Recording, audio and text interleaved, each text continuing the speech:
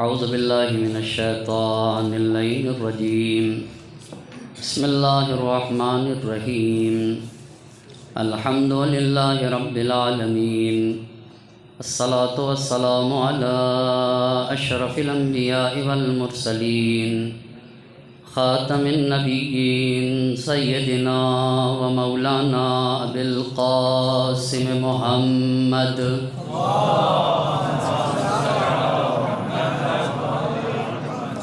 وعلى أهل بيته الطيبين الطاهرين المعصومين ولعنة الله على أعدائهم أجمعين أما بعد فقد قال الله سبحانه تبارك وتعالى في كتابه الحكيم وقوله الحق بسم الله الرحمن الرحيم ولقد كرمنا بني آدم وحملناهم في البر والبحر ورزقناهم من الطيبات وفضلناهم على كثير ممن خلقنا تفضيلا صلوات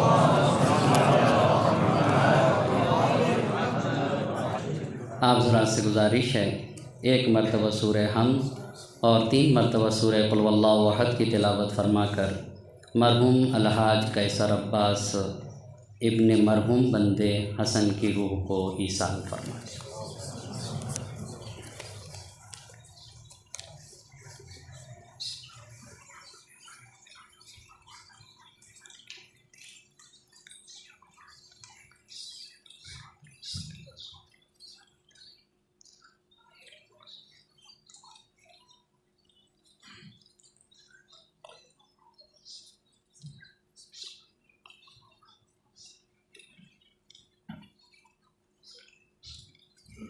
ایک مرتبہ صلوات پڑھنے پر محمد اور آل محمد۔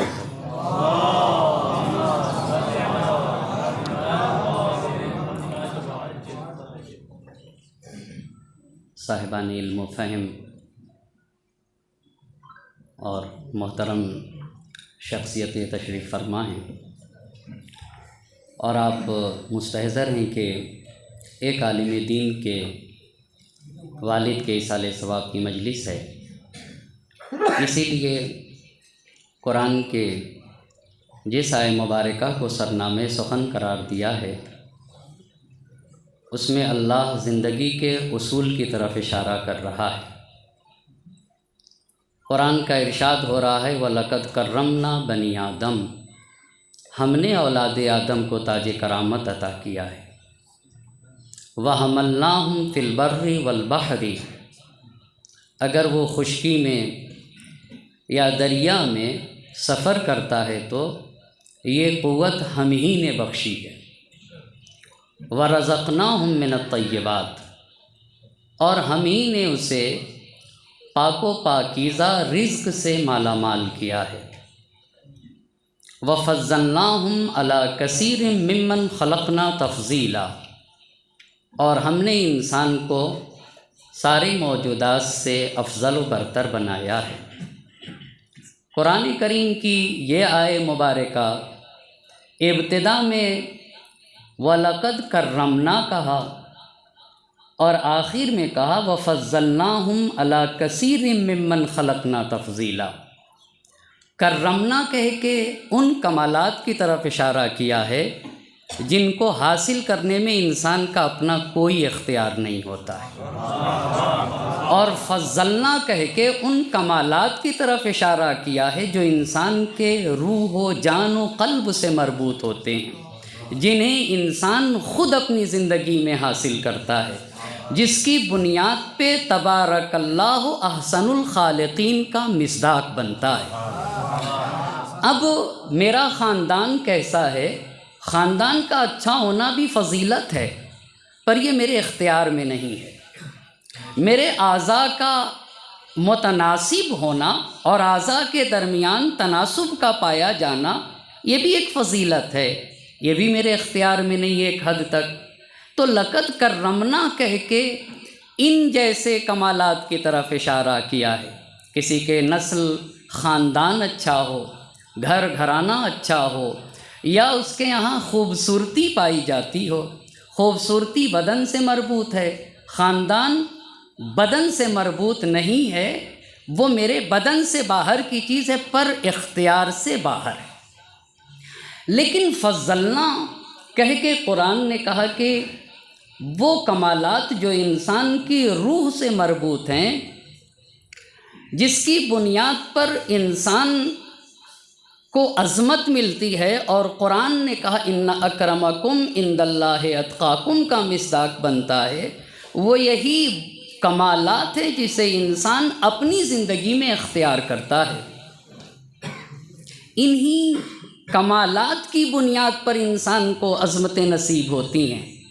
آخر یہ روح سے مربوط جو کمالات ہیں، جس کی علم اخلاق میں گفتگو کی گئی، ان کمالات میں کون سی خاصیت پائی جاتی ہے کہ جب یہ قرآن کی آیت اتری کہ ادعونی استجب لکم، مانگو مجھ سے میں دوں گا، تو سب سے پہلے یہ آیت نبی کو خطاب کر رہی ہے۔ ہم اور آپ سے پہلے تو نبی کو خطاب ہے، اس لیے کہ قلب پیغمبر پہ اتری۔ تو اگر آیت کا معنی ایسے کروں کہ میرے حبیب مانگو میں دینا چاہتا ہوں، تو بجا ہے، اس لیے کہ سب سے پہلے آیات قرآنی کے مخاطب اللہ کے نبی ہیں۔ تو ہر فرد بشر کو سوچنا ہوگا، ہر چیز سے پہلے سوچنے کی ضرورت ہے کہ اللہ کے نبی نے کیا مانگا ہے خدا سے۔ یہ غور طلب بات ہے، یعنی قرآن اپنے حبیب سے کہہ رہا ہے اے میرے حبیب آپ مانگیے ہم آپ کو دیں گے۔ تو آئیے یہ دیکھا جائے کہ پیغمبر نے کیا مانگا۔ تو اگر آپ روایات کا مطالعہ کریں تو روایات سے تو یہی پتہ چلتا ہے، ہر نماز سے پہلے اللہ کے نبی نے یہ دعا کی، اللہم انی اسألک الصحۃ والعافیۃ وحسن الخلق۔ آپ غور کریے گا، صحت بھی مطلق ہے، العافیہ بھی مطلق ہے، یعنی جسمی صحت کی آپ صرف گفتگو نہیں کر سکتے۔ اللہم انی اسألک الصحۃ، مطلق صحت کی بات ہے، چاہے وہ فکری صحت کا مسئلہ ہو، چاہے وہ عقیدے کی صحت کا مسئلہ ہو، چاہے وہ جسمانی صحت کا مسئلہ ہو، چاہے وہ روحانی اور قلبی صحت کا مسئلہ ہو، مطلق صحت کا تقاضا اللہ کے نبی کر رہے ہیں۔ اور ہر نماز سے پہلے اللہم انی اسألک الصحۃ والعافیہ، امن و امان اور سکون بھی ایک عظیم نعمت، جہاں صحت کا مطلق صحت، وہیں کے اوپر العافیہ۔ العافیہ اس کا اندازہ صحیفہ سجادیہ میں اس دعا سے لگایا جا سکتا ہے جو مکمل دعا عافیت کے اوپر ہے، وہ شے جس میں خیر و دنیا اور خیر آخرت ہو، اسی کو عافیہ کہا جاتا ہے۔ وحسن الخلق، اے اللہ مجھے صحت دے، جسمانی، روحانی، عقیدتی، فکری، ہر اعتبار سے۔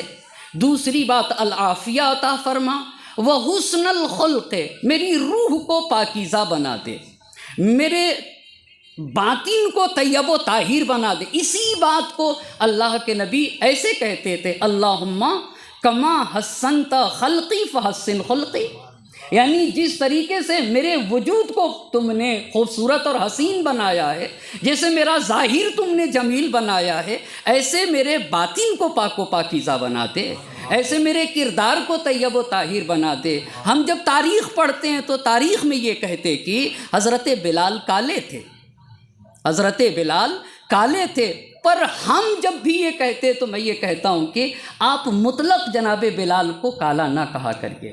آپ مجھ سے یہ بتائیے، آپ یہ بتائیے کہ بلال کی کھال کالی تھی یا بلال کا کردار کالا تھا؟ آپ یہ بتائیے نا، جو کردار اور کیریکٹر کا دھنی تھا اسے بلال کہا جاتا ہے،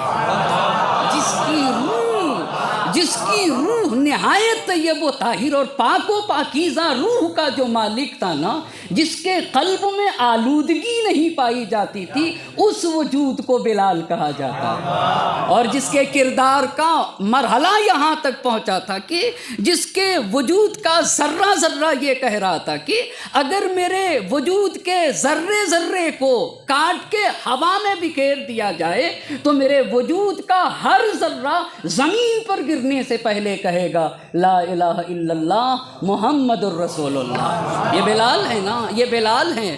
تو اللہم انی اسألک الصحۃ والعافیۃ وحسن الخلق، پھر کہا اللہم کما حسنت خلقی فحسن خلقی، اتنی بات نہیں، پھر نبی آپ دیکھیں یہ نبی مانگ رہے ہیں اللہم جنبنی منکرات الاخلاق، اے میرے اللہ اخلاقی برائیوں سے۔ بات یہ ہے کہ آپ یہ نہ سوچیں میری گفتگو کا رابطہ کہاں سے، وَفَضَّلْنَاهُمْ عَلَىٰ كَثِيرٍ مِّمَّنْ خَلَقْنَا تَفْضِيلًا، جب تک کہ انسان روحی اعتبار سے مضبوط نہ ہوگا وہ انسان تبارک اللہ احسن الخالقین کا مصداق نہیں بن سکتا ہے، اور اسے تبارک اللہ احسن الخالقین کا مصداق بننا ہے۔ نبی کہتے جاتے تھے اللہم جنبنی منکرات الاخلاق، اخلاقی برائیوں سے مجھے بچا لے، تو کیا نبی کو الیاذ باللہ؟ اور پھر میرے نبی نے کہا ادبنی ربی فاحسن تادیبی، مجھے تو ادب میرے اللہ نے سکھایا۔ آپ یہ بتائیں وہ ہستی کتنی عظیم المرتبہ ہستی ہوگی جسے ادب خدائے وحدہ لا شریک سکھائے، اور یہ نہیں کہا کہ صرف ادب سکھایا، ادبنی ربی فاحسن تادیبی۔ کیوں اتنا تقاضا اللہ کے نبی نے روحی صفات اور اخلاقیات کی بات کیوں کی اللہ کے نبی؟ نبی پاک سے اللہ کے نبی آپ کچھ اور مانگ لیتے، نبی پاک نے 2-3 باتوں کی طرف اشارہ کیا۔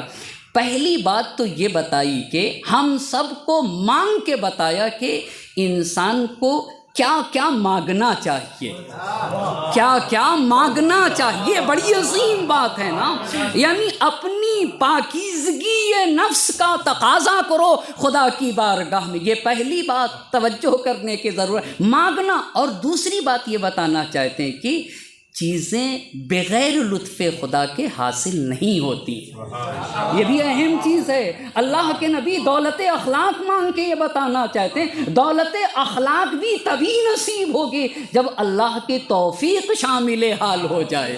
اسی لیے روایت نے کہا نمک بھی خدا سے مانگا کرو، نمک جیسی چھوٹی شے کے لیے بھی روایت کہتی ہے کہ خدائے وحدہ لا شریک سے مانگا جائے۔ کیوں؟ آخر قلب کی پاکیزگی کا تقاضا، کیوں آخر روح کی پاکیزگی کا تقاضا، کیوں آخر اخلاقیات کو کیوں مانگا اللہ کے نبی نے؟ اس لیے کہ قرآن کہتا ہے کہ نا یہ جو قلب ہے نا جسے روح کہا جاتا ہے، یہ کبھی کبھی اس درجہ انسان پست ہو جاتا ہے کہ قرآن کہتا ہے ثم قست قلوبکم من بعد ذلک فہی کالحجارہ او اشد قسوہ۔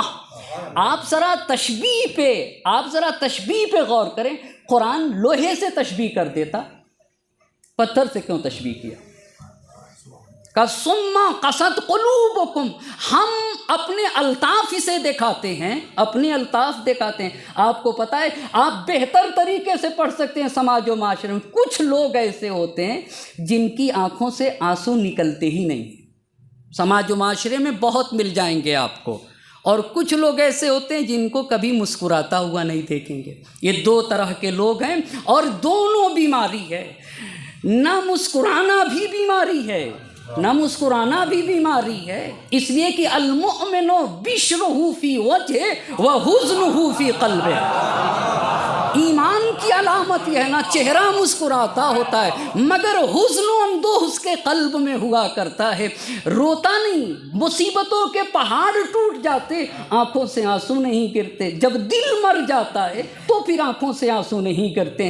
اس کے لیے کیا ہو کہ دل کو زندگی مل جائے، تو روایت نے کہا کہ پھر غربا کو تلاش کیا کرو، مساکین کو تلاش کیا کرو، یتیموں کو تلاش کیا کرو، اس لیے کہ ان کے ساتھ بیٹھنے سے انسان کا قلب زندہ ہوتا ہے، ان کے ساتھ لکل شیء مفتاح و مفتاح الجنت حب المساکین، ہر شے کی ایک چابی ہے نا، اور جنت کی چابی حب المساکین ہے۔ تو کیوں؟ اس لیے کہ یہ اخلاقیات کا مسئلہ اس درجہ اہم ہے، اس درجہ میں قرآن نے کہا، کیوں کہا فہی کالحجارہ، کل حدید کہہ دیتا، کل حدید کہہ دیتا، انسان کا قلب اتنا سخت ہو جاتا ہے کہ لوہے کی طرح، پر قرآن نے کل حدید نہیں کہا، کل حجارہ کا، اس لیے کہ لوہا سخت ہونے کے باوجود بھی اگر اسے آگ میں ڈال دیا جائے تو پگھل جاتا ہے، آگ میں ڈال دیا جائے نا، آگ میں لوہے کو ڈال دیا جائے تو نرم ہو جایا کرتا ہے، پر پتھر ایسا نہیں ہوتا ہے، پر پتھر ایسا نہیں ہوتا ہے۔ اسی لیے کہا فَهِيَ كَالْحِجَارَةِ، اور پھر قرآن کہتا ہے کہ صرف کل حجارہ کی طرح مسئلہ نہیں رہتا، او اشد قسوہ، او اشد قسوہ، اس سے زیادہ سخت ہو جاتا ہے۔ کیوں؟ آپ کو پتہ ہے کتنا اہم ہے دل کا نرم ہونا۔ وہ انسان نہیں جس کے ہاں قومی جذبہ نہ پایا جاتا ہو، قومی ہمدردی نہ پائی جاتی ہو، جس کے قلب میں دوسرے کا درد نہ پایا جاتا ہو، ایسے انسان کو آپ انسان کہیں گے؟ جوش سے پوچھئے تو پھر تو کھل جائے گی یہ بات کی بے حب انام۔ انام اگر آپ لغت میں دیکھیں تو ہر جاندار شے کو انام کہا جاتا ہے، پھر تو کھل جائے گی یہ بات کی بے حب انام، نہ امامت نہ ولایت نہ رسالت نہ پیام، دل ہو بے سوز تو محمل ہے طواف و احرام، دل ہو بے سوز تو، دل ہو بے سوز تو محمل ہے طواف و احرام، سب سے بہتر عمل خیر ہے تیمار عوام، اس کو سرکار دو عالم کے پیام آتے ہیں جو برے وقت میں انسان کے کام آتے ہیں۔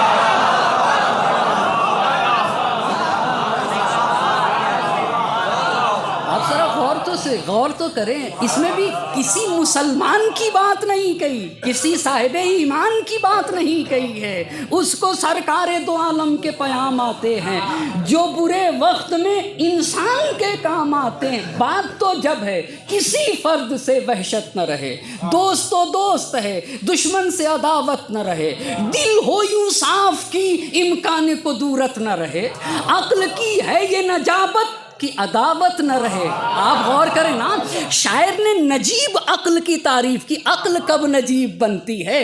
عقل کی ہے یہ نجابت کی عداوت نہ رہے، پھر اختلاف کیوں، پھر جھگڑے کیوں، پھر لڑائی کیوں، پھر تفرقہ کیوں، پھر گروہ بندی کیوں؟ شہر وحدت میں اگر اس فلسفے کو سمجھ لیا گیا ہوتا، ہم سب ایک ہیں، اللہ اللہ، اگر یہ فلسفہ ہمارے ذہنوں میں آ جاتا تو مسئلہ حل ہو جاتا۔ بات تو جب ہے کسی فرد سے وحشت نہ رہے، دوست تو دوست ہے، دشمن سے عداوت نہ رہے، دل ہو یوں صاف کی امکان قدورت نہ رہے، عقل کی ہے یہ نجابت کی عداوت نہ رہے، شہر وحدت میں نہ برد حرم و دیر نہیں، اللہ اللہ، ہم سب ایک ہیں تو اختلاف کس بات کا؟ شہر وحدت میں نہ برد حرم و دیر نہیں، صحت فکر اگر ہے تو کوئی غیر نہیں۔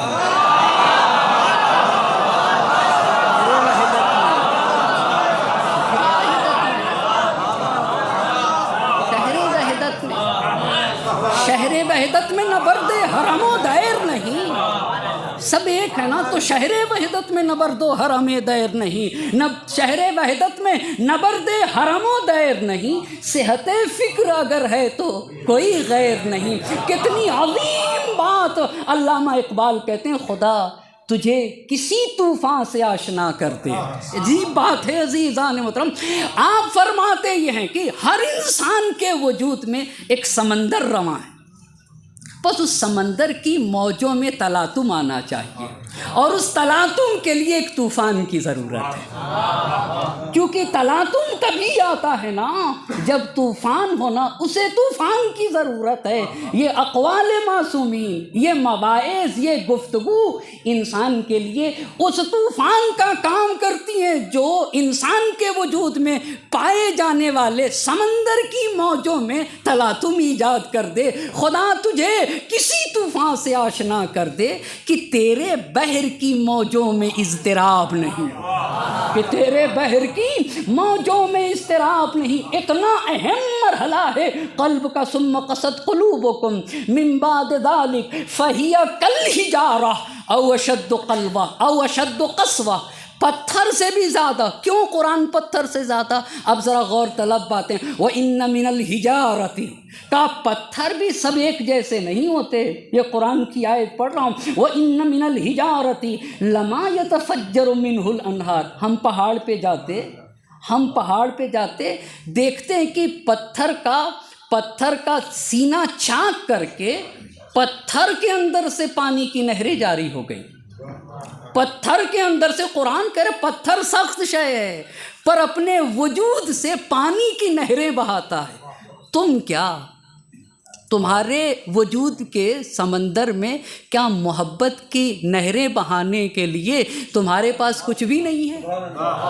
کیا تم پتھر سے بھی اتنا نہیں سیکھ سکتے؟ وہ پانی کی نہریں بہاتا ہے. تم وفا کی نہریں بہاؤ، تم اخلاص کی نہریں بہاؤ، تم محبت کی نہریں بہاؤ، تم پاکیزگی کی نہریں بہاؤ. تم تو انسان ہو نا. وَفَضَّلْنَاهُمْ عَلَىٰ كَثِيرٍ مِّمَّنْ خَلَقْنَا.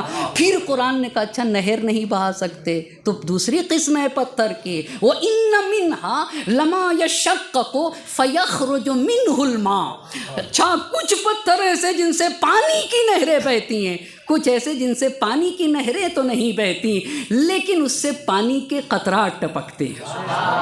تو پانی کے قطرات پتھر ہوتے ہوئے بھی پانی کے قطرات ٹپکتے ہیں. اگر تم محبت کی، وفا کی، ایثار کی، طہارت و پاکیزگی کی نہریں نہیں بہا سکتے تو کم سے کم ہاں کچھ قطرات تو گرا سکتے ہو. کہا جیسے وہ پتھر پانی کے قطرات، اور پھر کہا وَإِنَّ مِنْهَا لَمَا يَهْبِطُ مِنْ خَشْيَةِ اللَّهِ. یہی پتھروں میں سے کچھ پتھر ایسے ہیں جن کے یہاں خشیہ الہی پایا جاتا ہے. ایک صلوات پڑھتے بر محمد اور آل محمد.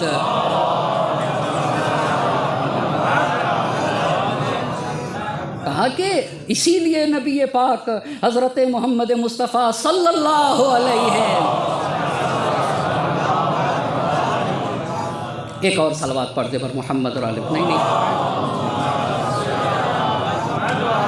بس اتنا اہم مرحلہ ہے. پہلی بات نبی نے یہ بتائی کہ مانگا کیا جائے، دوسری یہ بات بتائی کہ بغیر اللہ کی توفیق کے انسان کو کچھ بھی نصیب نہیں ہوتا، اور تیسری بات متوجہ کرانا چاہ رہے تھے انسانیت اور بشریت کو کہ اخلاقی برائیاں کس درجہ انسان کو پستی کی طرف لے جاتی ہے. یہ بات قابل توجہ ہے. اس بات کو انسان درک نہیں کر سکتا کس درجہ پستی کی طرف لے جاتی. اسی لیے قرآن نے جگہ جگہ اخلاقیات کا تذکرہ. اور جب ہمارے اور آپ کے چھٹے امام امام جعفر صادق علیہ السلام،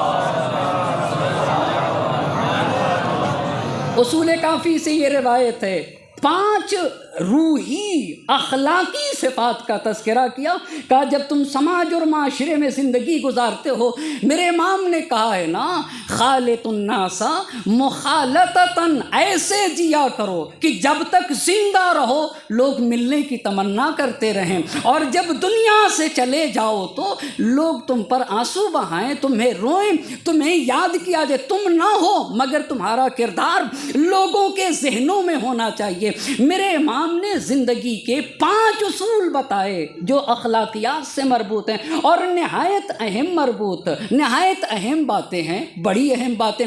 ایک باپ کے ایصال ثواب کی مجلس ہے نا، اس سے بھی بہت ساری مربوط باتیں آپ کی خدمت میں عرض کرنا چلوں گا. پہلی بات اسی اخلاقیات سے مربوط میرے امام نے کہا کہ جن لوگوں کے ساتھ اٹھتے ہو، جن کے ساتھ بیٹھتے ہو، جن کے ساتھ تم زندگی گزارتے ہو سماج اور معاشرے میں، چند باتوں کا دیکھنا ضروری ہے. پہلی بات اولھا الوفا.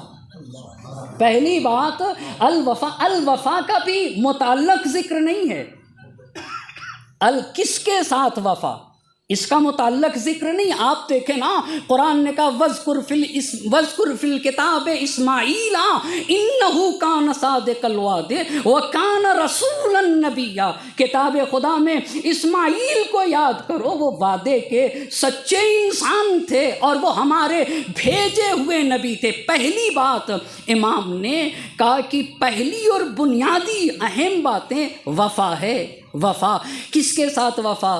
اللہ کے ساتھ وفا، رسول اللہ کے ساتھ وفا، اہل بیت نبی کے ساتھ وفا، قرآن کے ساتھ وفا، دین کے ساتھ وفا، مذہب و شریعت کے ساتھ وفا، استاد کے ساتھ وفا، بھائی بہن کے ساتھ وفا، دوست و احباب کے ساتھ وفا. اچھا سماج اور معاشرے میں زندگی جس کے ساتھ گزاری جا رہی ہے وفادار بن کے جیو. ایک انسان کا وقار یہی ہے نا کہ وہ با وفا جب بن کے جیے، با وفا بن کے جیے۔ آپ غور کریں، جب حضرت ابی الفضل العباس علیہ السلام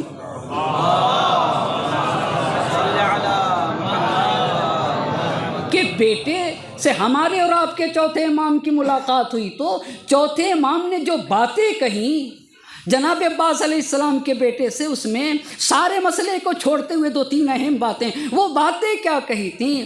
3-4 صفات کا تذکرہ کیا کہ اللہ میرے چچا پہ رحمت نازل کرے۔ کیوں میرے چچا پہ رحمت نازل کرے؟ لقد آثرا، پہلی بات، وہ ابلا وفدا اخاہ بنفسہ حتی قطعت یداہ، لقد آثرا وابلا وفدا اخاہ بنفسہ حتی قطعت یداہ۔ تاریخ کا یہ وہ مسئلہ، دونوں بازوؤں کا قلم ہونا، یہ حدیث میں بھی وارد ہوا جو اس کے اعتبار کو بڑھا دیتا ہے۔ ایثار کیا ہے میرے چچا نے، ایثار کیا۔ کتنا آپ کو پتہ ہے ایثار تک پہنچنے کے لیے ایسے ہی تھوڑی انسان ایثار تک پہنچ جاتا ہے۔ ایثار کا مسئلہ سخاوت سے آگے کا ہے، اس لیے کہ بخیل جو خود کو دیکھتا ہے، سخی جو خود کو بھی دیکھتا ہے اور دوسروں کو بھی دیکھتا ہے، مگر ایثار کا مسئلہ یہ ہوتا ہے کہ جو خود کو نہ دیکھے دوسرے کو دیکھے، اسے ایثار کہا جاتا ہے۔ یعنی ایثار تک وہی پہنچ سکتا ہے جو بخل کو اپنے پیروں سے روند دے، بخل کو روندنے کے بعد سخاوت پہ قدم رکھے۔ سخاوت سے جب انسان آگے بڑھتا ہے تب انسان جا کر ایثار کرتا ہے، تب انسان جا کے، وگرنہ اپنے کو بھی دوسرے کو بھی دیکھے تو اسے سخی کہا جائے گا۔ اسی لیے تو میرے امام نے کہا کہ میرے چچا حضرت عباس پہ اللہ رحمت نازل کرے۔ کیوں رحمت نازل کرے؟ لقد آثرا، ایثار کیا۔ کیسا ایثار کیا؟ کیسا ایثار کیا؟ کیا کسی کو جان پیاری نہیں ہوتی؟ جان پیاری نہیں ہوتی؟ یہ کیوں میں نے ایثار کا مرحلہ، آپ کو پتہ ہے حدیث پڑھا میں نے، حدیث میں کہ اگر کوئی زندگی میں ایک مرتبہ ایثار کرے نا، ایک مرتبہ ایثار کرے تو میں اسے جنت میں وہاں رکھوں گا جہاں وہ چاہے گا، جنت میں وہاں رکھوں گا جہاں وہ چاہے گا۔ اور جن کی پوری زندگی ایثار ہو، جن کی پوری زندگی ایثار ہو، آپ ماں کے بارے میں کیا کہیں گے؟ آپ بتائیں ماں کے بارے میں کیا کہیں گے؟ جس کا پورا وجود ایثار پہ منحصر ہے، اسی کو تو ماں کہا جاتا ہے۔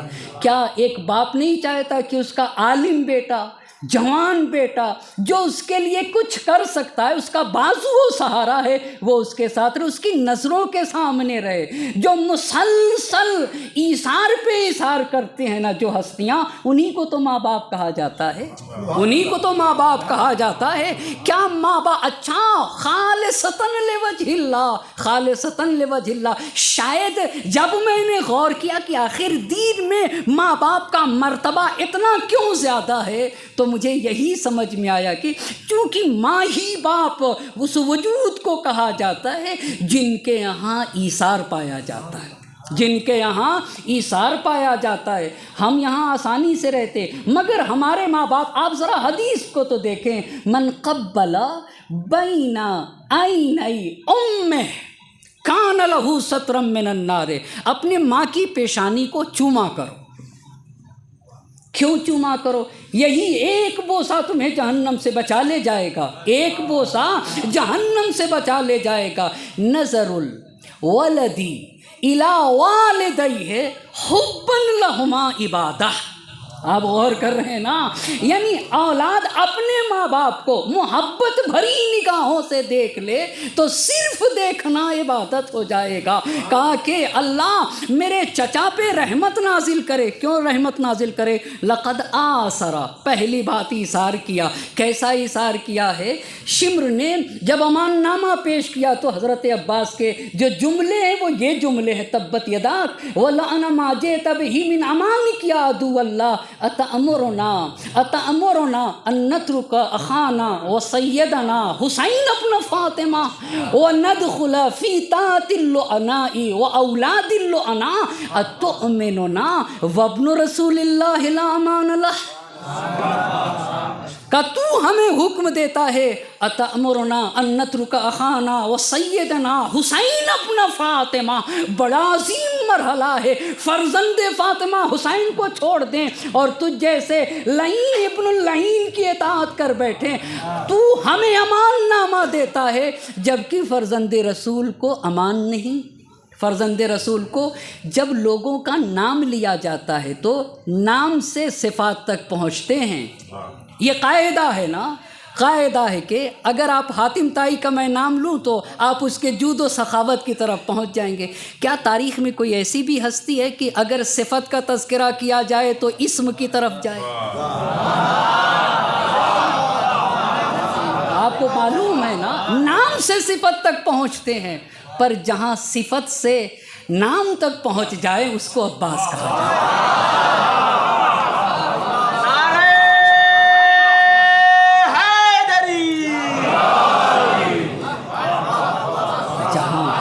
قطعت یدا ہو، یہ بڑے عظیم سرما حسین لے کر آئے تھے، اسی لیے تو جوش نے کہا تھا بے درد کے حسرت کو نکلتے نہیں دیکھا، کاغذ کی کبھی ناؤ کو چلتے نہیں دیکھا، ظالم کو کبھی پھولتے پھلتے نہیں دیکھا، ٹھوکر ہے یہ وہ جس سے سنبھلتے نہیں دیکھا، وہ تخت ہے کس قبر میں وہ تاج کہاں ہے، اے خاک بتا زور یزید آج کہاں، اے خاک بتا۔ یہ کس چیز کا نتیجہ تھا کہ یزیدیت کو خاک میں مٹا دیا؟ یہ کون سی صفت تھی؟ یہ وہی وفا ہے، یہ وہی وفا ہے نا۔ کیسے وفادار حسین کے ساتھی تھے۔ وفا وہ صفت ہے جو ظالم کے تخت و تاج کو نابود کر دے گی اگر انسان کے ہاں وفا پائی گئی۔ امام وقت سے وفا، اپنے آقا سے وفا، لقد آثر و ابلا و فدا خواہ بنفسہ، اپنے بھائی پہ جان قربان کر دیا۔ تو کیا کوئی قبیلگی تعصب کی بنیاد پر، بل کان یعرف ان دین اللہ قائم بالحسین وہو عمود الدین، عباس نے کوئی قبیلگی تعصب کی بنیاد پر حسین کے ساتھ وفا کا مظاہرہ نہیں کیا تھا، بل کان یعرف ان دین اللہ قائم بالحسین، انہیں خوب عرفان تھا کہ دین خدا بچے گا تو حسین سے بچے گا، وَهُوَ عَمُودُ الدین، حسین دین کے ستون کو کہا جاتا ہے۔ عباس یہ کہنا چاہتے تھے خدا کا دین حسین سے بچے گا اور میں کوشش کروں گا کہ حسین کو بچا دوں۔ ایک صلوات پڑھ دے بر محمد اور آل محمد۔ بس پہلی بات میرے امام نے کہی کہ وفا دیکھنا ہوگا، وفا۔ دوسری بات حیا، بڑی اہم باتیں ہیں حیا۔ الحیاء سبب الی کل جمیل، فقہی اعتبار سے اگر کمرے میں انسان اکیلا ہو اور لباس نہ پہنے تو کوئی حرج نہیں، تو کیوں بغیر لباس کے نہیں رہتا؟ کیا چیز مانی ہے؟ کیا چیز مانی؟ حیا مانے بن رہی ہے بھئی۔ فقہ کہہ رہا ہے بغیر لباس کے، پر انسان گھر کے اندر اکیلا ہے پھر بھی لباس پہنتا۔ میرے مولا کی ذرا حدیث پہ توجہ تو کریے، الحیاء سبب الی کل جمیل۔ کا بچہ، امام یہ کہنا چاہتے کوئی بھی بچہ بے حیا نہیں پیدا ہوتا، ہر بچہ خدا کے یہاں سے حیا لے کر آتا ہے۔ ماں باپ کی ذمہ داری ہے کہ بچے کی حیا کو باقی رکھے۔ اچھا، اور اگر حیا باقی رہی تو الحیاء سبب الی کل جمیل، انسان کو تنہا نہیں رہنے دے گی اخلاقیات کے اعتبار سے، حیا اپنے ساتھ خوبیوں کو لے کر آئے گی۔ ان احسن ملابس الدین الحیا، کا دین کا سب سے بہترین لباس حیا ہے۔ اللہ کے نبی نے فرمایا کہ اگر 1,24,000 نبیوں کی باتوں کو ایک جملے میں کہوں نا، ایک جملے میں کہوں تو یہ کہہ سکتا ہوں کہ اللہ کے نبی کہتے ہیں کہ اگر تمام لوگوں کے، تمام انبیاء کی باتوں کو ایک جملے میں کہوں تو یہ کہہ سکتا ہوں اذا لم تستحی فاصنع ما شئت۔ اگر حیا نہیں ہے نا تو جو دل چاہے کرو۔ کتنی اہم بات ہے۔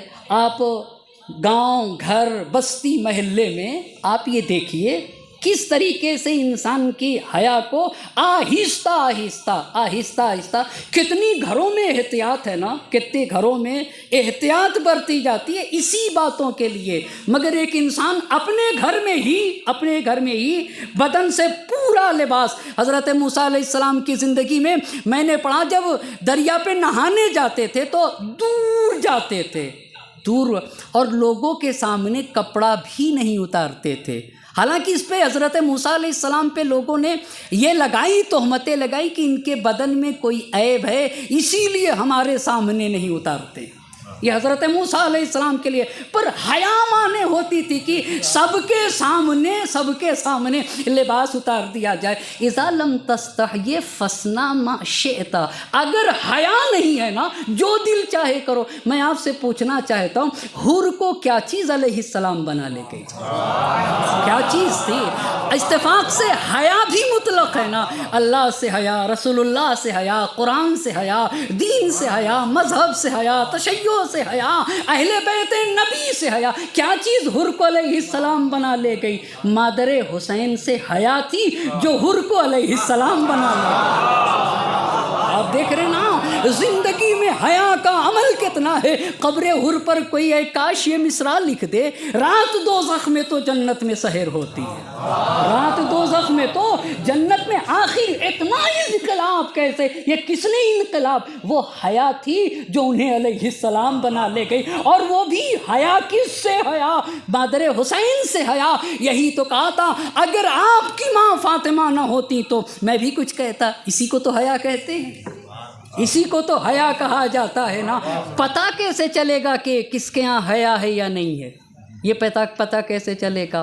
मौज़िउल हयाए अल ऐनान, मौज़िउल हयाए अल ऐनान। सबसे पहले तो आंखें बताती हैं कि इसके यहाँ हया है या नहीं है, ये पहला रास्ता। दूसरा ज़बान बताती है। मन फहश अला अखीहिल मुस्लिम नज़अल्लाहु मिन्हु बरकत उम्रह। ये एक इंसान गंदे अल्फाज इस्तेमाल नहीं करता है, अपने बेहया होने का ऐलान करता है। आप बहुत अजीम बात है ना, क्यों हदीस कहती है सिद्क़ुहु अला क़द्र मुरुव्वते। आपसे मैं पूछना चाहूँगा, जग में पानी है और मैं उड़ेल रहा हूँ, तो चाय गिरेगा या शरबत? और है पानी, क्या गिरेगा? जग से एक सलवात पढ़े पर मोहम्मद और आले मोहम्मद। एक और सलवात पढ़ दे, थोड़ा सा अगर आगे आ जाए तो एक और सलवात पढ़ दे पर मोहम्मद और आले मोहम्मद। एक और सलवात का सहारा दे दे पर मोहम्मद और आले मोहम्मद। बस पहली बात वफा, दूसरी बात हया। हया भी पहचानी कैसे जाएगी?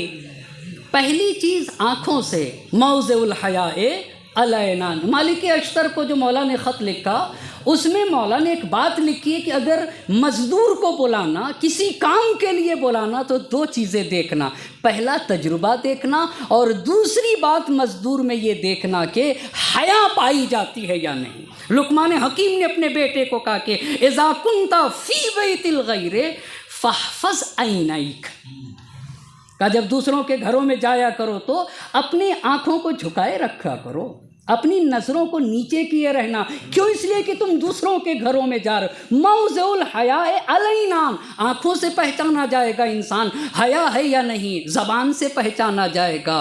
ज़बान से अल क़ौलुल हसन युस्रिल माला युनमिर रिज़्क़ा युहब्बिबु फ़िल, प्यार से बोला करो। प्यार से बोलना ये शराफ़त नफ़सानी का पता देना है। अच्छा, मिसाल रह गई, जग में पानी है, उड़ेला जा रहा है तो पानी गिरेगा। क्यों भाई साहब, क्यों पानी गिरेगा? इसलिए कि कायदा है, बर्तन में जो चीज़ होती है वही उससे बाहर आती है, वही उससे बाहर आती है। और मौला ने नहजुल बलागा में कहा तकल्लमू तो अरफू, بولو پہچانے جاؤ گے، یعنی پتہ کیسے چلے گا میرے قلب کے برتن میں کیا رکھا ہوا ہے، یہ کیسے پتہ چلے گا؟ تکلموا، اسی لیے علماء اخلاق کہتے ہیں کہ اگر کسی کو دوست بنانا ہے تو 3 مرتبہ غصہ دلا دو، اور 3 مرتبہ غصہ دلانے کے بعد بھی اگر زبان پہ برے الفاظ نہ آئے تو سمجھ لینا کہ یہ اس لائق ہے کہ اسے خلیل بنا لیا جائے۔ کیوں یہ باتیں کہی ہیں؟ اس لیے کہ قلب کے اندر جو چیز ہوتی ہے نا وہی زبان سے باہر آتی ہے۔ اسی کو حدیث نے کہا صدقہ علی قدر مروتہ، جتنا جمع مرد ہوتا ہے انسان اتنا ہی سچا ہوتا ہے، اتنا ہی سچا، یعنی انسان کی سچائی اس کے ظرف کا پتہ بتاتی ہے، اس کے جمع مرد ہونے کا پتہ بتاتی ہے۔ آنکھوں سے پہچانا جائے گا، زبان سے پہچانا جائے گا، اور اعضاء و جوارح عمل کے ذریعے سے بھی پہچانا جاتا ہے کون سا انسان کس کے یہاں حیا ہے یا نہیں۔ پس پہلی بات وفا، دوسری بات حیا، تیسری بات آپ کی خدمت میں عرض کروں، بڑی اہم ایک صلوات پڑھ دے بر محمد اور آل محمد۔ تیسری بات التدبیر، سوجھ بوجھ، سوجھ بوجھ، سوجھ بوجھ۔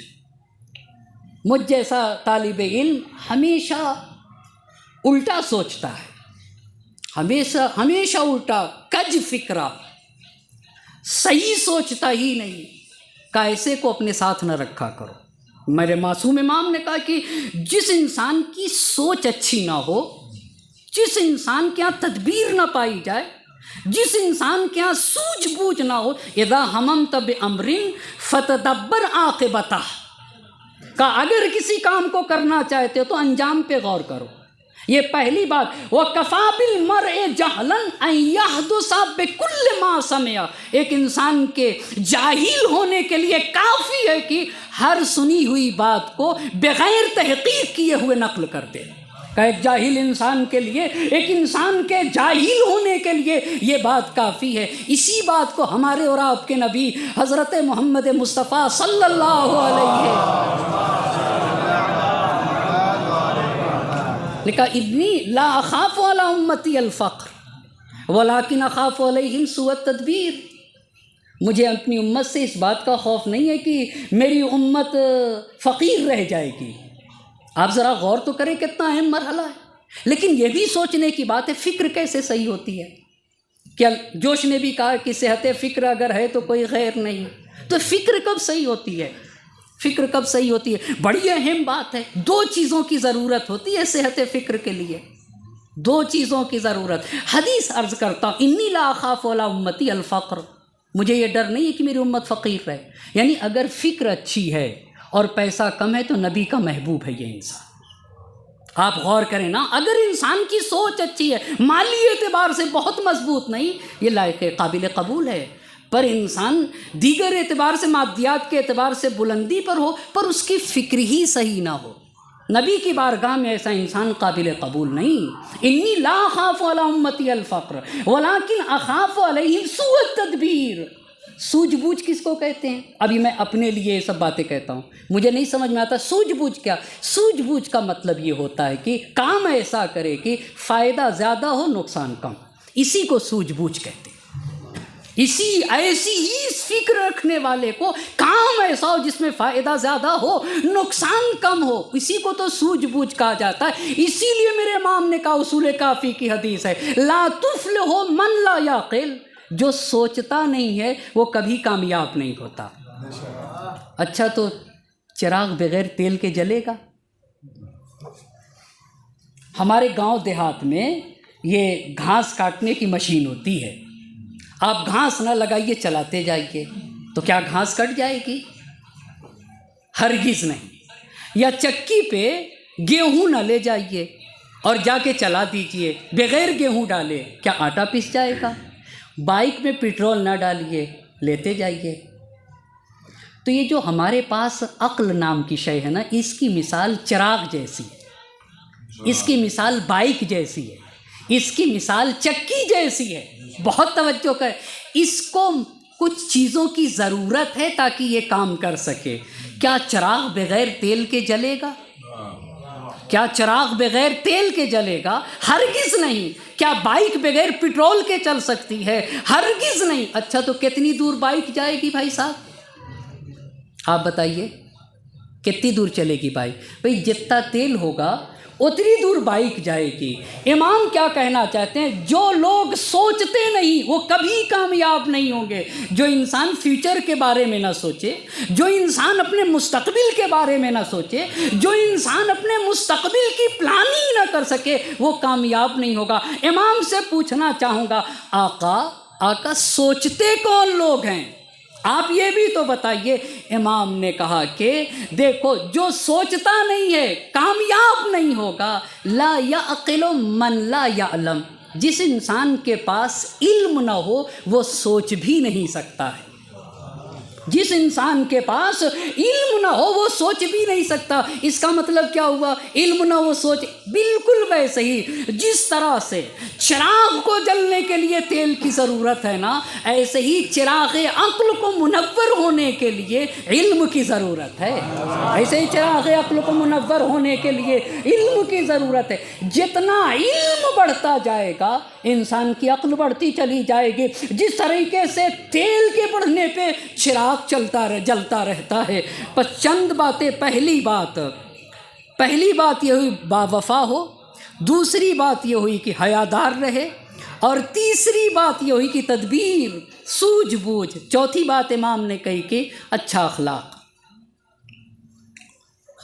اچھا اخلاق، اب یہ اچھا اخلاق بھی معلوم نہیں مجھے تو۔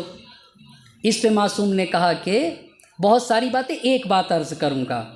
کہا آتے من حرمک، آتے من حرمک۔ عام طور سے سماج اور معاشرے میں اگر کسی کے بچے کی برتھ ڈے ہو اور گفٹ دینا ہو تو دیکھا جاتا ہے کہ پیسے والا کتنا ہے، اور جن کے گھروں پہ سب کچھ ہوتا ہے اتنا ہی قیمتی گفٹ بھی پہنچتا ہے۔ ہم جیسے بھی قیمتی ہی لے جاتے ہیں۔ کیوں بھائی صاحب؟ ان کے پاس ہے، آپ کیوں لے جا رہے ہیں؟ آپ کیوں لے جا رہے ہیں؟ کہیں ملنے کی امید تو نہیں ہے؟ ایسا ہی ہے نا، یہ بھی دیکھا گیا ہے، میں بلاؤں اور آپ نہ بلائیں تو ناراض ہو جاتا ہوں۔ میں اپنے گھر بلاؤں دعوت پہ اور اس کے 4-5 دن کے بعد، ہفتے 10 دن کے بعد آپ نہ بلائیں تو میں ناراض ہو جاتا ہوں۔ بھئی ہم نے بلایا، یہ نہیں بلا رہے، یہ کون سی بات ہوئی؟ علماء اخلاق کہتے ہیں کہ گدھے کی ایک صفت یہ ہے، اب یہ میری بات نہیں ہے، یہ میری بات نہیں، میں صرف نقل کر رہا ہوں۔ کہا گدھے کی ایک صفت یہ ہے کہ جب ایک گدھا دوسرے گدھے کی پیٹھ کھجلاتا ہے تو دوسرا بھی اس کی پیٹھ کھجلاتا ہے۔ ایک صلوات پڑھتے بر محمد اور آل محمد۔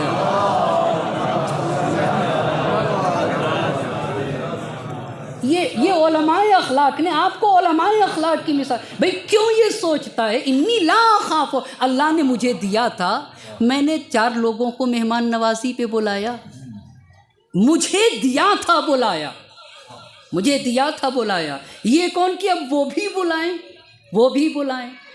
حدیث کیا کہہ رہی؟ اچھے اخلاق کی بات کر رہا ہوں۔ جس کے پاس ہوتا ہے یا ملنے کی، اس سے اچھے تحفے ملنے کی امید ہوتی ہے، اسے دیتا ہوں۔ حدیث کہتی ہے اگر تم کہتے ہو اخلاق اچھا ہے، آتے من حرمک، تو کبھی اسے بھی دو جس سے ملنے کی امید نہ ہو۔ کہا آتے من حرمک۔ بس یہ چوتھی بات اچھا اخلاق۔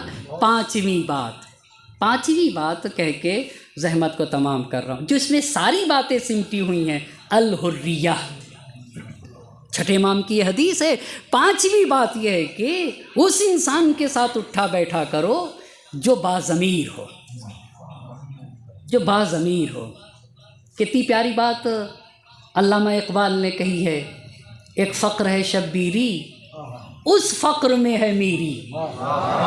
ایک فقر ہے شبیری، اس فقر میں ہے میری۔ کہا فقر 2 طرح کا ہوتا ہے، ایک فقر انسان کو ضمیر فروش بناتا ہے، وہ انسانیت کے چہرے پہ بدنما داغ ہے، پر ایک فقر ہے جو انسان کو باضمیر بنا کے جذبہ شبیری عطا کرتا ہے۔ اللہ کہا انسان کو باضمیر ضمیر بنا کے جذبہ شبیری، اور ہر مسلمان کو مسلمان ہونے کے لیے ضروری ہے کہ وہ میراث میں جذبہ شبیری حاصل کرے۔ حریت یہ اسی کو جذبہ شبیری سے تعبیر کیا ہے۔ ایک فقر ہے شبیری، اس فقر میں ہے میری، میراث مسلمانی سرمایہ شبیری۔ اور پھر اور علامہ اقبال نے واضح کیا، نکل کر خانقاہوں سے ادا کر رسم شبیری، نکل کر خانقاہوں سے ادا کر رسم شبیری، کہ فقر خانقاہی ہے فقط اندوہ دلگیری، فقط اندوہ۔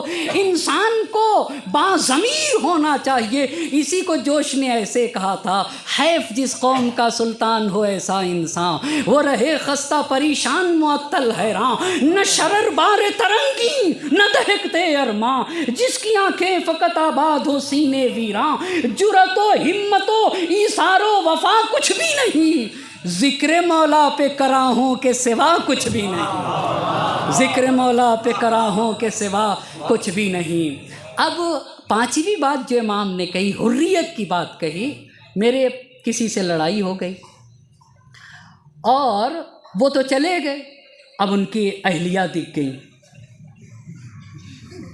جیسے ہی اہلیہ کو دیکھا، حریت کو سمجھانا چاہتا ہوں، حریت کو سمجھانا، یہ ضمیر کا آزاد ہونا، یہ کسے کہتے ہیں؟ یہ کربلا میں سب سے بڑا درس میرے آقا نے دیا ہے، سب سے بڑا کربلا کا اور عالمی پیغام دیا ہے۔ حسین لڑ رہے تھے اور شمر سے کہا کہ انا اقاتلکم، میں تم سے لڑ رہا ہوں۔ جب ایک مرحلہ وہ آیا کہ عمر سعد کی فوج حسین اور خیام کے درمیان حائل ہوئی، تو حسین نے ایک حریت کا عالمی پیغام سنایا، کہ ان کنتم عربا کما تزعمون، تم اپنے کو عرب کہتے ہو تو یہ بتاؤ کونو احرارا فی دنیاکم، کم سے کم حر بن کے جیو اپنی دنیا میں، اپنی شرافتوں کا خیال کرو۔ یہ بتاؤ عورتوں کا کیا قصور ہے؟ حسین لڑ رہا ہے، عورتوں پہ کیوں حملہ؟ عورتوں پہ کیوں حملہ؟ اس کا مطلب یہ ہے کہ تمہارا ضمیر آزاد نہیں ہے، اس کا مطلب یہ تمہارے یہاں حریت نہیں پائی جاتی ہے۔ بھئی آنے لگی لڑائی، اس سے ہوئی تھی، بیوی آنے لگی، اب میں نے بیوی کو سنانا شروع، یہ بیوی کو نہیں سنا رہا ہوں کہ یہ بتا رہا ہوں کہ تم حر نہیں، تم غلام ہو، تم میں حریت نہیں پائی جاتی۔ لڑائی اس سے ہوئی تھی، گاڑی خراب کر دیا اس کی،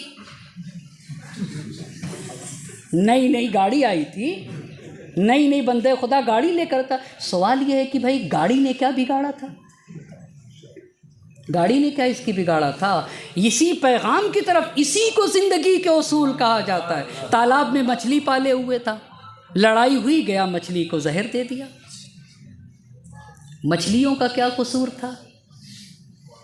مچھلیوں کا کیا قصور تھا؟ اسی پیغام کو کربلا کے محسن انسانیت، شہید انسانیت، جن کے لیے کتنی عظیم باتیں کہی ہیں جوش نے، کتنی عظیم باتیں، کتنی پیاری باتیں، نازش نوع بشر فخر ابو جد تھے حسین۔ یہ اقدار، یہ انسانیت، یہ اصول، یہ صدقہ ہے۔ زندہ حق از قوت شبیری است، اگر حق کو حیات ہے تو حسین کا صدقہ ہے۔ باطل کا خاتمہ حسین نے کیا، تا قیامت قطع استبداد کر از رگ ارباب باطل، اللہ اللہ، تا قیامت قطع استبداد کر از رگ ارباب باطل خون کشید، از رگ ارباب باطل تیغ کی لا۔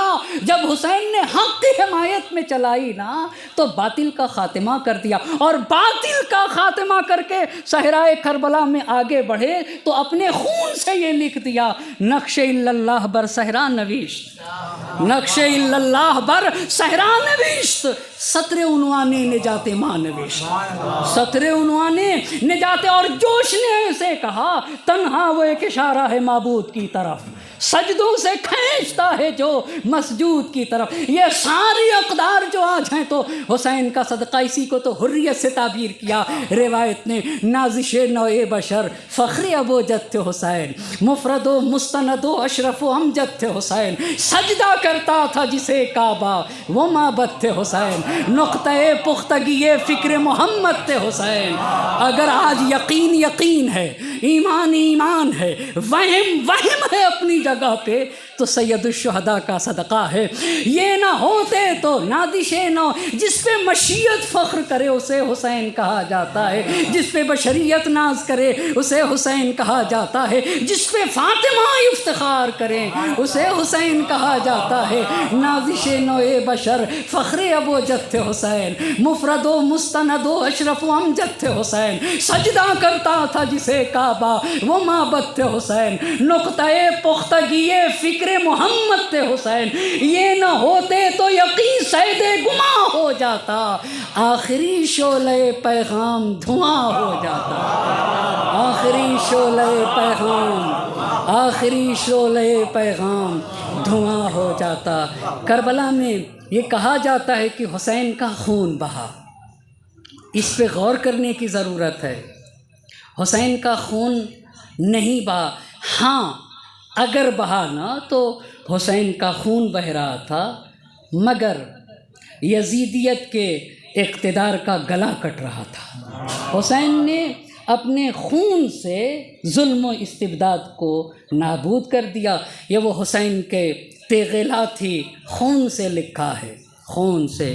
یقیناً ہم حوض علمیہ قم میں پڑھتے ہیں، ہم مجلسیں پڑھتے ہیں اور سید الشہداء کا ذکر کرتے ہیں، پر خصوصیت کے ساتھ سید الشہداء کو پڑھنے کی ضرورت ہے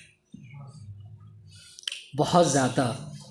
اس قم کی سرزمین پہ ہمارے ایک استاد ہیں جن کے گھر پہ جانا ہوا تو ان کی خاصیت یہ ہے کہ دنیا میں جتنی بھی کتابیں سید الشہداء کے نام پہ لکھی جاتی ہیں ہر کتاب ان کے ہاں ہوتی ہے، سید الشہداء کے ہی عنوان سے ان کے گھر کی لائبریری صرف اور صرف تخصصی ہے سید الشہداء حضرت ابا عبداللہ الحسین۔ یہ بھی ایک راستہ ہے تخصص کا کہ حسین کی ذات اور حسین کی شخصیت اور حسین کے عظیم کارنامے پہ انسان کو تلاش و کوشش اور محنت کی ضرورت ہے، سخت ضرورت ہے، تاکہ حسین کا سچا پیغام کربلا والوں تک پہنچایا، لوگوں تک، صاحبان ایمان تک اور حسین کے چاہنے والوں تک پہنچایا جا سکے۔ بڑی عظیم ہستیاں حسین اپنے ساتھ لے کر آئے تھے۔ حسین زینب کو لے کر آئے تھے، حسین سکینہ کو لے کر آئے تھے، حسین سید سجاد کو لے کر آئے تھے۔ ایک باپ نے، ایک بیٹے نے اپنے باپ کے ایصال ثواب کی مجلس رکھی ہے، یقیناً بہت سخت ہوتا ہے۔ میرے امام نے کہا کہ اگر تم اپنے کمال کو دیکھا کرو تو اپنے باپ کو دعائیں دیا کرو، اور یہ بھی معصوم کی حدیث ہے کہ جب ہم اہل بیت کی محبت کی ٹھنڈک کا احساس کیا کرو تب بھی اپنے ماں باپ کو دعائیں دیا کرو، اس لیے کہ یہ تمہاری ماں باپ کا ہی صدقہ ہے جو اس عظیم مرحلے کی طرف پہنچایا۔ بس عزیزان محترم، زحمت کو تمام کر رہا ہوں۔ حسین کربلا میں 5ویں صفت جو حریت کی صفت تھی اس کا پیغام سنا رہے تھے، اور جب شمر حسین اور اہل حرم کے درمیان حائل ہوا تو حسین نے کہا کہ کیا تم میں کوئی حر نہیں، کیا تم میں کوئی آزاد نہیں، یہ بتاؤ میرے اہل حرم نے تمہارا کیا کیا ہے۔ یہ کہنا تھا کہ شمر نے حسین سے کہا کہ حسین آپ کیا کہہ رہے ہیں، کیا کہہ رہے ہیں؟ تو امام عالی مقام نے کہا کہ میں تم سے لڑ رہا ہوں، تم مجھ سے جنگ کر رہے ہو، یہ بتاؤ میرے بچوں کا کیا قصور ہے۔ اتنا کہنا تھا کہ شمر نے اپنے فوج والوں سے کہا کہ حسین پر حملہ کرو اور ان کے اہل حرم پہ حملہ نہ کرو۔ اتنا کہنا تھا شمر کا کہ حسین پر حملہ کر دو، ان کے اہل حرم پہ حملہ نہ کرو۔ اتنا کہنا تھا کہ چاروں طرف سے فوجیں حسین کے اوپر ٹوٹ پڑیں۔ اب جب فوجوں کا حسین کے اوپر ٹوٹنا تھا تو مقتل کے الفاظ ہیں کہ حسین کا جسم ایسے ہو گیا جیسے ساہی کے بدن ہو جاتا ہے، اور صرف اتنا ہی نہیں، ایک لمحے کے لیے زہرا کا لال ٹھہرا ہی تھا بدن ساہی کی طرح۔ حسین ٹھہرے ہی تھے کہ مقتل کے الفاظ ہیں کہ آپ کی پیشانی پہ ایک پتھر آ کے لگا جس سے خون ابلنے لگا، خون کو اپنے ہاتھوں پہ لیا، آسمان کی طرف پھینک دیا۔ مقتل کے الفاظ ہے کہ حسین نے اپنے لباس کا ایک گوشہ پکڑا اور پکڑنے کے بعد خون کو صاف کرنا چاہتے تھے کہ ایک مرتبہ ایک تیر آیا، اور جب وہ تیر آیا تو قلب حسین پر پیوست ہو گیا۔ جب تیر قلب حسین پر پیوست ہو گیا تو حسین گھوڑے سے زمین پہ تشریف لے آئے۔ مقتل کے الفاظ ہیں پشت سے تیر کو باہر نکال لیا۔ باہر نکالنا تھا کہ ایک مرتبہ حسین بائیں جانب زمین پہ گر گئے۔ اجرکم اللہ، اللہ کسی غم میں نہ رلائے۔ عمر سعد آگے بڑھا، جیسے ہی عمر سعد آگے بڑھا زینب خیمے سے باہر نکل آئیں۔ ایک مرتبہ عمر سعد کو خطاب کر کے کہا، اے پسر سعد، میرا ماجا عازب ہو رہا ہے اور تو کھڑا دیکھ رہا ہے۔ مقتل کے الفاظ ہیں عمر سعد کے رخسار پر آنسو تھے، زینب کی طرف رخ کیا، مگر زینب کی طرف رخ کرنے کے بعد ایک مرتبہ عمر سعد نے جب اپنا چہرہ پھیرا تو شیخ مفید لکھتے ہیں زینب نے کہا اما فیکم مسلم، ارے کیا تم میں کوئی مسلمان نہیں؟ زینب ماں جائے کے لاشے کے قریب گئی، ارے کیا دیکھا، او شمر جالس علی صدرے، شمر سینے پہ بیٹھا ہوا۔ حسین شمر سے کہہ رہے تھے اے شمر، ارے جہاں تو بیٹھا ہوا میرے نانا اس کا بوسہ دیا کرتے تھے۔ حسین کی نگاہ زینب پہ پڑ گئی، بہن خیمے میں واپس جاؤ۔ زینب خیمے میں واپس آئی، فرات کا پانی نے سوچ لا، منادی نے ندا دی، الا قتل الحسین بکربلا، الا ذبح الحسین بکربلا۔ زینب نے سید سجاد سے کہا بیٹا سید سجاد قیامت تو نہیں آ گئی؟ سید سجاد نے کہا پھوپھی اماں میں یتیم ہو گیا، آپ بن بھائی کے ہو گئی۔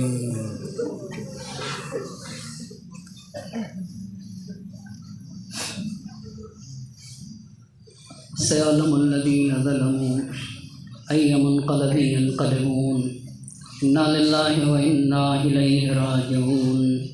إلهي بحق الزهراء وأبيها وبعلها وبنيها والسر المستودع فيها 10 مرتبہ بسمك يا الله يا الله يا الله یا اللہ یا اللہ یا اللہ یا اللہ یا اللہ یا اللہ یا اللہ۔ معبود تجھے واسطہ ہے محمد اور آل محمد کا، ہماری اس مختصر سی عبادت کو اپنی بارگاہ میں قبول فرما، ہماری ناسوؤں کو رمال زہرا میں جگہ عنایت فرما۔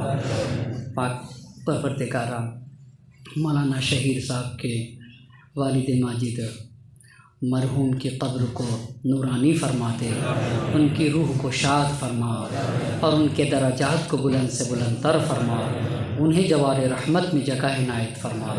ہم میں سے جن کے والدین کا سایہ ہمارے سروں سے اٹھ چکا ہے ان کی قبروں کو منور فرما، ان کی روحوں کو شاد فرما اور ان کے درجات کو بلند سے بلند تر فرما۔ اور ہم میں سے جن کے والدین کا سایہ ہمارے سروں پہ باقی ہے صحت و سلامتی کے ساتھ طول عمر مرحمت فرما، وقت کے امام کو ہم سے راضی و خوشنود فرما، ان کے ظہور میں تعجیل فرما اور ہمیں ان کے اعوان و انصار میں شمار فرما۔ ربنا تقبل منا انک انت السمیع العلیم. ایک مرتبہ سورہ حمد اور 3 مرتبہ سورہ قل واللہ احد کی تلاوت فرما کر مرحوم الحاج قیصر عباس ابن مرحوم بندے حسن صاحب کی روح کو ایثار کریں.